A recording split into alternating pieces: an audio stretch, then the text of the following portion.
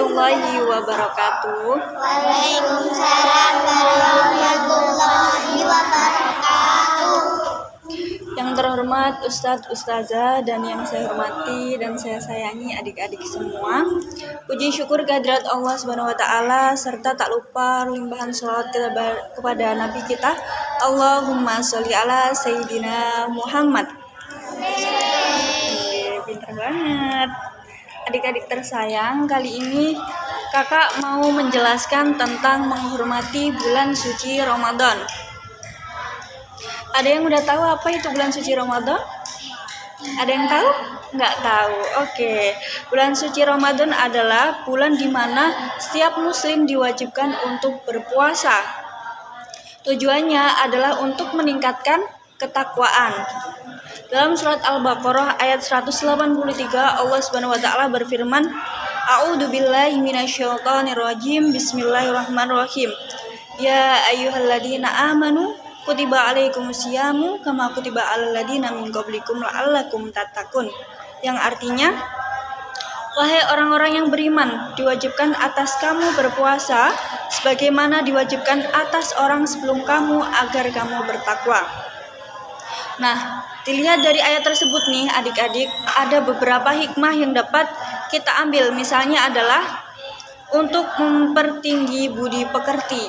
Nah, setelah itu tujuan berpuasa juga salah satunya adalah agar kita memiliki simpati dan merasakan kasih sayang kepada orang-orang miskin. Lalu berpuasa juga bisa melatih jiwa dan jasmani, menambah kesehatan, dan masih banyak lagi manfaatnya. Nah adik-adik, ternyata kaum muslimin itu apabila menyikapi bulan Ramadan terbagi menjadi dua. Yang pertama adalah kelompok yang bergembira. Siapakah orang yang bergembira itu? Mereka adalah orang-orang yang menantikan bulan suci Ramadan. Mereka bersyukur akan kehadiran bulan suci Ramadan. Dan yang kedua ada kelompok yang menggerutu. Siapakah orang-orang yang menggerutu itu? Mereka adalah orang-orang yang sinis terhadap bulan suci Ramadan. Mereka merasa tidak leluasa di bulan ini karena tidak bisa makan dan minum. Adik-adik termasuk golongan yang mana nih? Yang menggerutu atau yang gembira? Gembira, Masya Allah. Lalu apa saja sih keutamaan di bulan suci Ramadan? Ada yang tahu? Nggak tahu. Nah, kakak akan menjelaskan apa saja keutamaan di bulan suci Ramadan. Yang pertama, pada bulan suci Ramadan pintu surga dibukakan lebar oleh Allah Subhanahu wa taala dan pintu neraka ditutup rapat-rapat oleh Allah Subhanahu wa taala. Yang kedua, di bulan Ramadan ada malam Lailatul Qadar, di mana apabila kita sholat 2 rakaat di malam itu pahalanya setara dengan 1000 bulan atau setara dengan 84 tahun. Enak nggak tuh? Enak kan? Apabila kita sholat 2 rakaat aja, hasilnya sama kayak 1000 bulan. Kita aja hidup belum tentu sampai 84 tahun. Nanti malam udah mulai masuk malam ganjil, di mana biasanya malam Lailatul Qadar itu turun. Kalau adik-adik bisa nggak ngantuk, nanti ikut ayah ibunya kali kayak sholat gitu ya. Ikut aja biar tahu.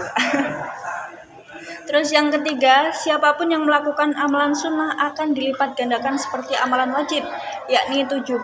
Pahalanya lebih besar daripada hari-hari biasanya nih. Jadi kalau adik-adik baca Quran satu huruf aja, pahalanya itu lebih besar 70 kali daripada hari-hari biasa. Enak nggak tuh? Enak kan? Enak. Jadi jangan lupa sering-sering mendekatkan diri kepada Allah Subhanahu wa taala ya. Lalu ada yang pernah dengar nggak kisah tentang sahur, asal mula sahur? Ada yang pernah dengar? Nggak ada. Oke. Ini bermula dari kisah sahabat namanya Qais bin Sirmah. Qais bin Sirmah ini adalah sahabat Nabi yang taat menjalankan perintah-perintah agama. Qais bin Sirmah ini berasal dari keluarga Ansor dan bekerja sebagai buruh di ladang kurma.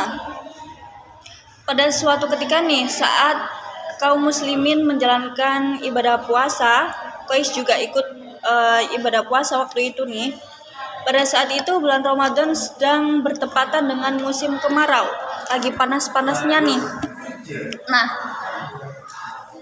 sedangkan sahabat dahulu itu berpuasanya mengikuti puasa orang terdahulu. Orang terdahulu itu puasanya dari Isya sampai dengan terbenamnya matahari, jadi lebih lama gitu ya teman-teman. Nah, pada saat itu Qais itu juga seperti itu. Nah, ketika dia berpuasa, dia juga bekerja keras seperti hari-hari biasanya, nggak kendor sama sekali tuh. Kayak kita kan biasanya kalau puasa males-malesan kayak gitu kan. Nah, sahabat Qais ini nggak kayak gitu. Sahabat Qais ini tetap semangat kerjanya kayak gitu, meskipun panas, meskipun puasa.